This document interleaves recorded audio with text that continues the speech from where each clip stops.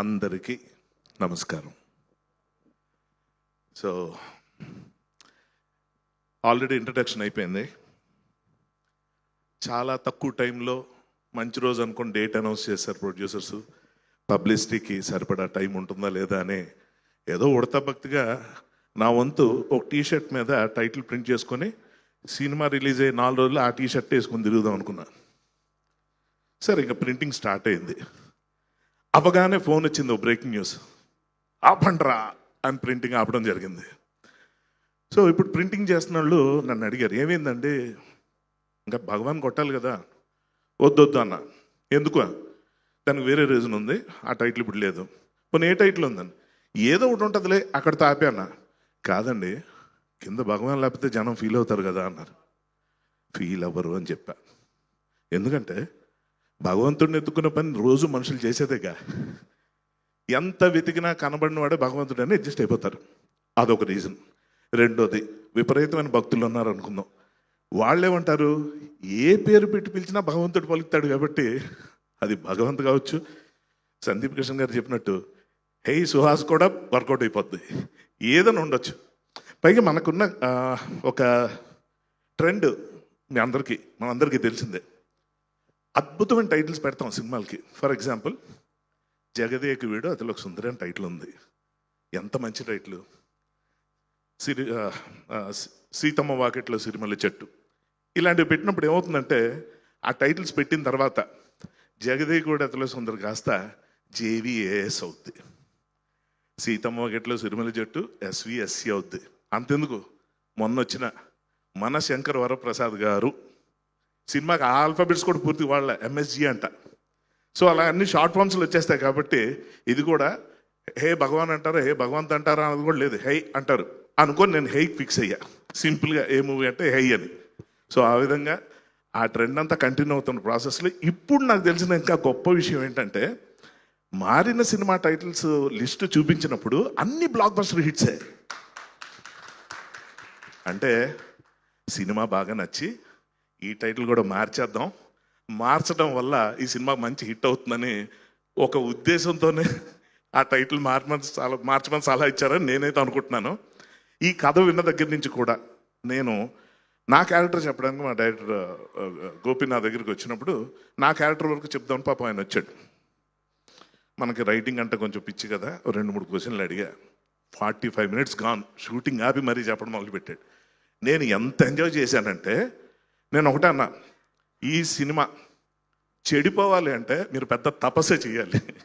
మామూలుగా అయితే as it ఈస్గా వచ్చిన తీరు తెన్ను ఎన్ని సర్ప్రైజ్లు అంటే ఇందులో ఏవేవి చెప్పాలో తెలియదు. ముఖ్యంగా మొన్న టీజర్ కానీ ఓ ట్రైలర్ కానీ ఏదైనా చూసిన ఆడియన్స్ అందరికీ ఒక చిన్న కథ, చాలా పెద్ద క్యూరియాసిటీ స్టార్ట్ అయింది. ఏంటంటే, ఏదో బిజినెస్ అంటున్నారు, ఏం బిజినెస్ అని. నిజంగా కథ తెలిసినోడిగా నాకు గెస్ వర్క్లు ఎన్ని విన్నానంటే, నాకు ఒక దగ్గర చిన్న షాకింగ్ కూడా అనిపించింది. మొన్న వచ్చిన దాంట్లో నా క్యారెక్టర్ వచ్చి ఇటువంటి బిజినెస్లు నడవడానికి వీల్లేదు అని అంటున్నప్పుడు గ్యాంబ్లింగ్, అక్కడ ఏదో మందు ఇవన్నీ చూపిస్తుంటే ఒక 2-3 అడగడం కూడా జరిగింది. అదే ఫైనల్గానే అది కాదు అని చెప్తే అసలు ఏంటని అడుగుతాడు. సరే అడిగితే మనం చెప్పేస్తాం ఏంటి, అదేం చెప్పలేదు, కానీ ఒకటి మాత్రం చెప్తా. ఈ క్యూరియాసిటీతో 50% వచ్చే ఆడియన్స్ ఆ కథ విని ఆ సర్ప్రైజ్ చూసి దానితో ఉన్న ఎంటర్టైన్మెంట్ ఎంజాయ్ చేస్తూనే అద్భుతమైన ఎమోషన్స్ ఇందులో ఉన్నాయి. అది మాత్రం నిజంగా స్టన్నింగ్. చాలా కాలం పాటు నిలబడిపోయే సినిమా అన్న విషయం నాకు ముందే తెలుసు. ఇప్పుడు ఈ టైటిల్ రిఫరెన్స్లు ఇవన్నీ చూసిన తర్వాత ఇంకా అర్థమైపోయింది. ఇది ఇది ఇది undoubtedly an extraordinary entertainment with highly emotional drama.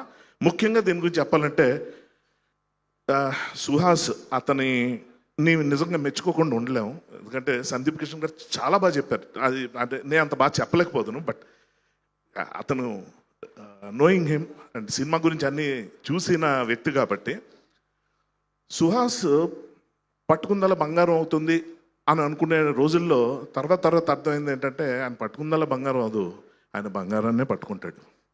Selection of scripts అన్నది ఎంత కీలకమైన రోల్ ప్లే చేస్తుందో ప్రతి యాక్టర్కి తెలుసు. అందరూ మంచి సినిమా చేయాలని అనుకుంటారు, అన్ని నమ్మకాలతో దిగుతాం, కానీ ఏది ఎలా అవుతుందో తెలియదు. ఇటువంటి కాంపిటీషన్లో, ఇటువంటి ఇన్సెక్యూరిటీలో ఏమి చేప కింద నీరులాగా మెల్లగా ఒక సుహాస్ కానీ ప్రియదర్శి అఫ్ కోర్స్ లేకపోయినా దాని గురించి చెప్పొచ్చు కదా మంచి దీంట్లో ఉన్నప్పుడు డెఫినెట్గా అటువంటి వాళ్ళ సినిమాలు అనేటప్పటికి డెఫినెట్గా ఆ టైటిల్ ఏంటి అన్నది ఎవరు చూడరు. ఇది సుహాస్ సినిమా అనుకుని వెళ్తారు. ఇంకొక అద్భుతమైన సర్ప్రైజ్ ఏంటంటే కాత్యాయని అలాగే పిలవాలని ఇష్టపడతాను అమ్మాయిని. ఎంత వండర్ఫుల్ పర్ఫార్మెన్స్ అంటే ఇక సుదర్శన్ కానీ ముఖ్యంగా సుదర్శన్ గురించి కొత్తగా చెప్పడానికి ఏం లేదు. ముఖ్యంగా నరేష్ గారు అండి, ఆయనతో ట్రెండ్ నడుస్తుంది ఈ మధ్య. ఏంటి రెండో పెళ్ళి అని అడిగితే మన పండుగ వచ్చే సినిమాలు కాదు మళ్ళీ పెళ్ళి అంట. దానికి క్లాప్సే. ఆయన పెళ్లి గురించి సపోర్ట్ చేసిన క్లాప్సే, విడిపోతున్న క్లాప్సే, ఆయన ఏం చేసిన క్లాప్సే. పక్కన పెడితే ఎమోషన్స్ పరంగా ఆయన లైనప్ అంతా చూస్తున్న ఒక యాక్టర్గా కో యాక్టర్గా అసలు ఎంత బాగుందంటే, అంటే కొంతమంది యాక్టర్స్ ఉన్నారు ఈ సినిమాలో అంటే అది గ్యారంటీగా ఆడేస్తుంది ఆ నమ్మకం కలిగించే యాక్టర్స్ ఉన్నారు ఈ మూవీలో.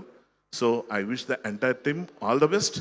ఈ సినిమాకి ఇటువంటి కథకి అంటే హైలీ ఎమోషనల్ ఉంటుంది, ఎంటర్టైన్మెంట్ ఉంటుంది, వీటన్నిటితో పాటు డ్రామా మొత్తం ఏవేవి ఉండాలట అవన్నీ ఉంటాయి. వాటన్నిటిని చాలా బ్రహ్మాండంగా ఎలివేట్ చేసే music Vivek Sagar. He rocked it. మామూలు కాదు. అతనికి స్పెషల్ అప్రిసియేషన్, స్పెషల్ మెన్షన్ ఈ మూవీలో ఉంటుంది. అఫ్కోర్స్ అన్నిట్లో ఉంటాయి, కానీ ఇది నాకు తెలుసు కాబట్టి చెప్తున్నా. It's not a promotion, it's a promise. Please watch. Thank you. Super Harshavardhan గారు, రెడీగా ఉన్నాను నేను పెన్తో.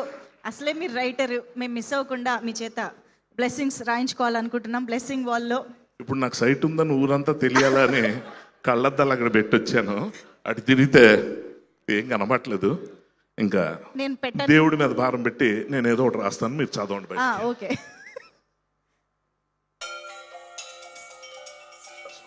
ఉంది.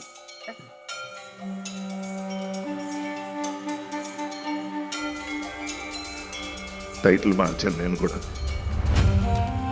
నాట్ ఏ టైటిల్ లాగా. ఓకే.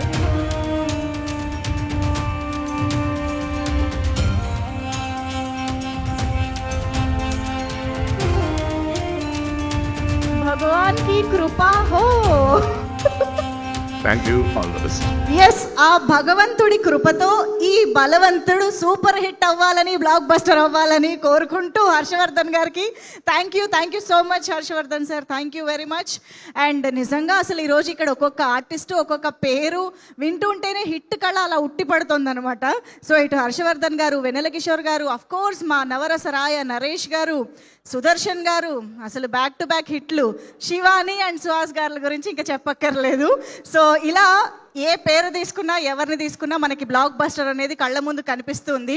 వీటికి నేను ఇంకొక పేరు డెఫినెట్గా యాడ్ చేయాల్సింది ఏంటి అంటే, ఈ సినిమాకి సంబంధించే కాదు, ఆయన ఏ సినిమా చేసినా కూడా ఆయన సంగీత సాగరంలో ముంచి తేల్చే మా వివేక్ సాగర్ గారిని ఇప్పుడు వేదికపైకి ఇన్వైట్ చేసే టైం వచ్చేసింది.